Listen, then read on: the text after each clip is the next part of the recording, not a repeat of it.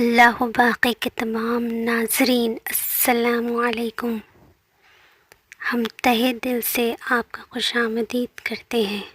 آج کی ویڈیو میں ہم آپ کو بتائیں گے بیماریوں سے بچنے کے کچھ آسان سے نسخے۔ لیکن شروع کرنے سے پہلے اگر آپ نے ہمارے چینل کو سبسکرائب نہیں کیا ہے تو ابھی سبسکرائب کر لیں اور ساتھ میں لگے بیل نوٹیفیکیشن کو بھی آن کر دیں۔ ناظرین، اکثر لوگوں کو طرح طرح کی بیماریاں ہو جاتی ہیں جس کی وجہ سے وہ پریشان رہتے ہیں۔ کچھ پتہ نہیں چلتا کہ بیماری کیوں آئی اور کہاں سے آئی۔ ہسپتال کے چکر کاٹ کاٹ کر انسان پریشان ہو جاتا ہے۔ ڈاکٹرز کی فیس اور مہنگی دوائیوں سے انسان کی ساری محنت کی کمائی پانی کی طرح بہہ جاتی ہے اور پھر انسان غربت کا شکار ہو جاتا ہے۔ ناظرین، کوئی انسان بیمار ہونا نہیں چاہتا، لیکن اگر کسی وجہ سے بیماری آ جاتی ہے تو پریشان ہونے کی ضرورت نہیں۔ آج ہم آپ کے لیے کچھ ایسے آزمودہ عمل لے کر آئے ہیں جس کی وجہ سے بیماریاں خود آپ کا خدا حافظ کہہ کر رخصت ہو جائیں گی۔ پیارے ناظرین، صدقہ ایک واحد ایسی چیز ہے جو موت کو بھی ٹال دیتا ہے۔ جب کوئی بیماری آئے تو سب سے پہلے صدقہ کریں۔ جب کبھی آپ کو لگے کہ آپ کو کوئی بیماری ہو گئی ہے اور آپ اس بیماری کا ٹیسٹ کروانا چاہتے ہوں تو رکیے۔ ٹیسٹ کروانے سے پہلے آپ کسی ایسے انسان کو تلاش کریں جو بیمار ہو، مجبور اور لاچار ہو اور جس کے پاس علاج کے لیے پیسے نہ ہوں۔ جب آپ کو ایسا کوئی غریب انسان مل جائے تو آپ اس کا علاج اس نیت سے کریں کہ اے میرے رب، میں تیرے اس بندے پر اس لیے رحم کر رہا ہوں تاکہ تو میرے اوپر رحم کرے۔ یہ میرا صدقہ ہے اور صدقہ موت کو بھی ٹال دیتا ہے۔ تو میرے جسم میں پل رہی بیماری کو کسی چھوٹی بیماری میں بدل دے۔ آپ اس غریب کا علاج کروائیں 15 دن، 30 دن یا جب تک اس مریض کو آرام نہ ملے۔ جب وہ مریض ٹھیک ہونے لگے اور اس کا دل خوش ہو جائے تب آپ جا کر اپنی بیماری کا ٹیسٹ کروائیں۔ یقین جانیے اللہ پاک آپ کے اس عمل سے خوش ہوگا اور اس مریض کی دعائیں آپ کو ہر خطرناک بیماری سے کھینچ کر باہر نکال لے گی اور آپ کی رپورٹ ایک دم نارمل ہوگی انشاءاللہ۔ اگر ہمارے پاس اتنے پیسے نہ ہوں کہ ہم کسی کا علاج کروائیں تو جو بھی مدد ہم سے ہو سکے ضرور کرنی چاہیے۔ کسی بیمار کو کھانا کھلانا، اس کے کسی کام میں اس کی مدد کرنا۔ ناظرین، کسی کام کو چھوٹا نہ سمجھیں، ہر وہ کام بڑا ہے جو میرے رب کو پسند آ جائے۔ ناظرین، آپ بازار تو جاتے ہی ہوں گے۔ بازار سے سبزی اور دوسرے سامان لینے انسان کو جانا ہی پڑتا ہے۔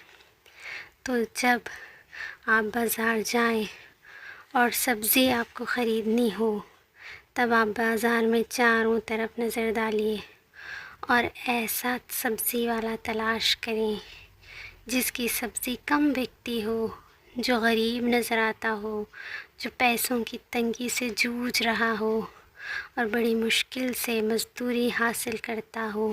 آپ اس سے سبزی خریدیے اور اگر آپ کو ہو سکے تو اس سے بتائی گئی سبزی کی قیمت کو کم بھی مت کروائیں۔ وہ جو بھی بھاؤ آپ کو بتائے وہ دے دیجیے۔ اگر آپ کی پاکٹ اجازت نہیں دیتی تو آپ اس سے مول بھاؤ کر لیجیے۔ اگر ایسے دکاندار کی مدد کی جائے، ان سے 2 سے 5 روپے مہنگی سبزی خرید کر ان کی مدد کی جائے تو یہ ایک ایسا کام ہوگا جس کے کرنے سے آپ کو ایسا ثواب ملے گا جس کے بارے میں آپ سوچ بھی نہیں سکتے۔ غریب کی مدد بھی ہو گئی اور کسی کو پتہ بھی نہیں چلے گا، نہ ہی سبزی بیچنے والے کو اور نہ ہی آپ کے دوسرے ہاتھ تک کو پتہ چلے گا کہ آپ نے کیا کیا ہے۔ یہی ہے وہ کام جو عبادت کہلاتے ہیں۔ جب آپ بازار جائیں کوئی سبزی خریدنے، کوئی اور گھریلو سامان خریدنے، تو بس ایک کام کیا کرو، اس دکان سے سامان خریدو جس کی دکان میں کم سامان ہو، جس کی دکان پر کم گراہک آتے ہوں۔ انسان کی فطرت ہے کہ وہ سامان خریدنے کے لیے اچھی دکان تلاش کرتا ہے، لیکن ہمیشہ ان دکانوں سے سامان خریدنا چاہیے جن پر گراہک نہیں جاتے، جن کا سامان نہیں بکتا۔ اس رکشہ والے کو تلاش کرو جس کی رکشہ میں کوئی بیٹھنا پسند نہیں کرتا۔ ہمیشہ اپنی کمائی سے 2.5% غریبوں کے لیے نکالنا چاہیے، کیونکہ ہر انسان کو اپنی کمائی سے غریبوں کا حصہ نکالنا فرض ہوتا ہے، لیکن ان پیسوں کو کسی غریب تک پہنچانا ہی اصل کام ہوتا ہے۔ جو بھی پیسہ آپ کسی کی مدد کے لیے دینا چاہتے ہوں وہ اس انسان تک پہنچ جائے تو پیسوں کی وجہ سے پریشان تو ہو، لیکن کسی کے سامنے ہاتھ نہیں پھیلاتا ہو۔ اگر 70 سال کی عمر میں کوئی بوڑھی ماں سبزی بیچ رہی ہو اور بیٹا ماں کو روٹی دیتا نہ ہو، تب ہر اس انسان کا فرض بنتا ہے جو بھی اس اماں کی حقیقت جانتا ہے کہ اس اماں کی مدد کرے۔ لیکن جب مدد کرو تو پتہ نہ چلے کہ مدد آپ نے کی ہے، کیونکہ اگر آپ کوئی کام اگر اللہ کے لیے کر رہے ہو تو کسی دوسرے کو پتہ چلنے پر سب بیکار ہو جاتا ہے۔ جب آپ کوئی بھی کام صرف رب کے لیے چھپا کر کرتے ہو تب رب کو پیار آتا ہے۔ جانتے ہو کیوں؟ کیونکہ وہ جو بھی تم کو آج تک دیتا آیا ہے، کبھی اس رب نے آپ کو پتہ ہی نہیں لگنے دیا کہ وہ کیسے اور کہاں سے دیتا ہے۔ تو چھپا کر مدد کرنا رب کا اپنا کام ہے۔ تو جب کوئی بھی کسی کی مدد صرف یہی سوچ کر کرتا ہے کہ رب کے علاوہ کوئی نہ جان پائے، تو یہ عمل تو خدا کا اپنا عمل ہوا نا۔ بس یہی وجہ ہے کہ اس اللہ کو آپ پر پیار آئے گا ہی۔ لیکن ایک بات یاد رکھو، جب یہ کام کرو تو اپنے مذہب بھول جاؤ۔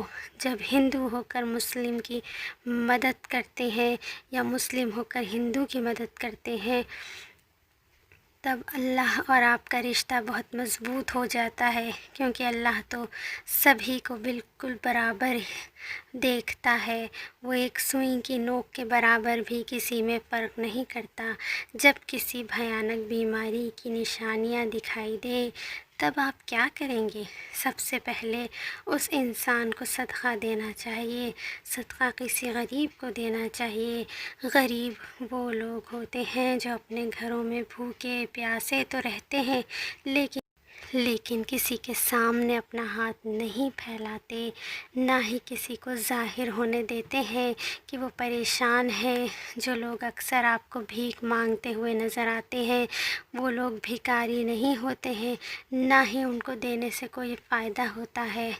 صدقہ ان کو دینا چاہیے جو ضرورت مند تو ہیں لیکن کسی کے سامنے ہاتھ نہیں پھیلاتے۔ یہ صدقہ انہی لوگوں تک پہنچانا ہے جو اصل میں غریب ہوتے ہیں۔ ایسا کوئی گھر، کوئی فیملی تلاش کرو اور اس فیملی کی مدد کرو۔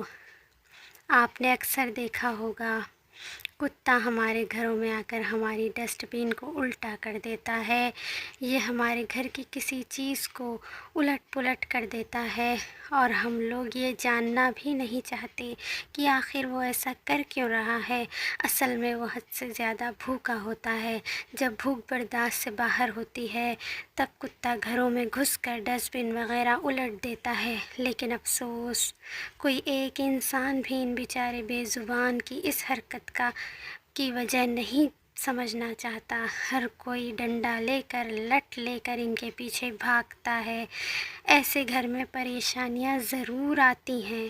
آپ ان بے زبانوں کے لیے کھانا تیار کرو اور کھلاؤ صدقہ کرنے کی نیت سے۔